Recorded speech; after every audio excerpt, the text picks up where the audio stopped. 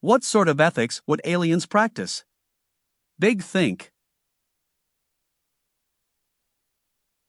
In this season of religious holidays, when we cherish peace and goodwill, those of us who think about our place in the universe might wonder what ethical standards aliens, particularly technologically advanced aliens, might follow if we someday encounter them. Would they be similar to the ethical standards of humans? Before you scream, I hope not. Consider that society's values have changed quite a bit over the last 10,000 years or so of human history. Even today, ethical standards vary a lot from culture to culture. But let's use as a modern reference point the values enshrined in the UN Charter and Universal Declaration of Human Rights. Article 1 of the Declaration states, "All human beings are born free and equal in dignity and rights," while Article 2 adds that everyone is entitled to all the rights and freedoms set forth in this declaration, without distinction of any kind, such as race, color, sex, language, religion, political or other opinion, national or social origin, property, birth, or other status. Evolutionary ethics. Thinking beyond just our current civilization on Earth, we can distinguish between ethical standards derived from biological evolution and those derived from cultural evolution. Let's start with biology. Nature prioritizes survival and reproduction above all, and in the high-stakes game of evolutionary competition, everything is allowed. Parasites even use other life forms to get the resources they need, with little regard for whether the host organism dies as a result. One particularly cruel example, from a human perspective, is parasitoid wasps, which lay their eggs inside their victims, after which the offspring devour their way out. Parasitic life forms are common on our planet. By some estimates, they outnumber the non-parasites. On the other hand, nature offers plenty of examples of cooperation. In extreme cases, one species literally cannot live without the other. Lichens, in fact, are a symbiotic partnership, a long-term biological relationship of cyanobacteria or algae with fungal species. When it comes to survival, the species is more important than the individual organism.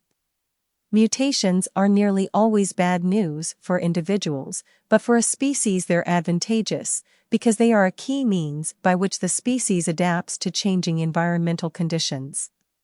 Seen from a species survival perspective, the individual has no real purpose after it procreates.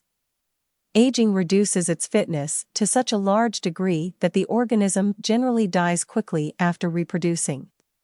Seen from a cultural context, however, older individuals still have a purpose, as they pass on expertise from one generation to the next, and can help care for their offspring's offspring, the so-called grandmother effect. This has proven evolutionarily beneficial for humans. In this case, biology and culture move in the same direction. To enhance the survival of the human species. Cultural ethics. At other times, biological and cultural evolution point in different directions. A prime example is colonization. From a biological viewpoint, it's completely normal. Every species practices some kind of colonization as it seeks out new habitats and resources. Those species that don't go extinct. Of course, biological colonization often means that whatever indigenous species was there first is replaced by invaders. From a biological viewpoint, there's nothing wrong with that. Whichever species is better suited to the environment will survive, and if both species are equally well adapted, they both may thrive, but at lower numbers. And yet, from a human cultural perspective, colonization has gotten a bad rap, particularly in the last centuries, when European nations' aggressiveness often resulted in the suppression and sometimes even eradication of indigenous human populations. In our latest meeting of the Einstein Forum, hosted at the Technical University Berlin, we considered some of these questions in discussing the possible colonization of the Moon and Mars. It became clear that our group's eagerness to colonize the red planet with humans depends on whether we find indigenous life there or not. cultural evolution has brought us to believe that indigenous life on a planet should be protected. This might not categorically rule out a human Mars colony, but would strongly affect how it's done. Think of the Prime Directive in Star Trek, which prohibits interference in another society's evolution. Alien ethics. Would an alien civilization have such qualms? If they're highly evolved, they would probably realize that remaining stuck forever on their home planet poses a high risk of eventual extinction, a risk that can be mitigated by colonizing other habitable planets and moons. Would they be ruthless in pursuing their biological imperative, like the aliens in the movie Independence Day?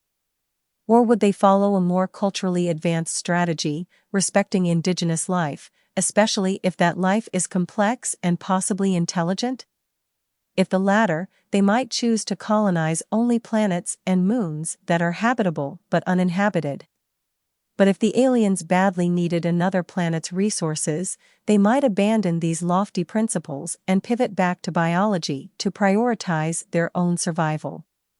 The tension between biological and cultural imperatives may become more pronounced if conflict arises between a planet's indigenous species and the new arrivals. On Earth, conflicts between different individuals of the same species or different species don't necessarily result in violence or even death. But in predator-prey relationships, it's typically eat or be eaten.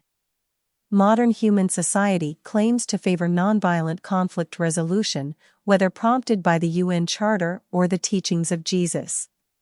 The Russia-Ukraine war, though, reminds us that violence is too often still used to resolve a conflict. Would technologically advanced aliens, even hungry aliens, see us as a fellow intelligent species that deserves respect? That might lead them to settle disputes between us in a nonviolent way. Or would they follow the cruel mandates of biology and take what they need, or, worse, see us a food source, or even pets? The ethical standards of aliens could therefore vary tremendously, depending on whether culture or biology rules. We have a better chance of settling things peaceably if it's the former. This is not to vilify the biological imperative, however. That's what helped shape us into the species we are today.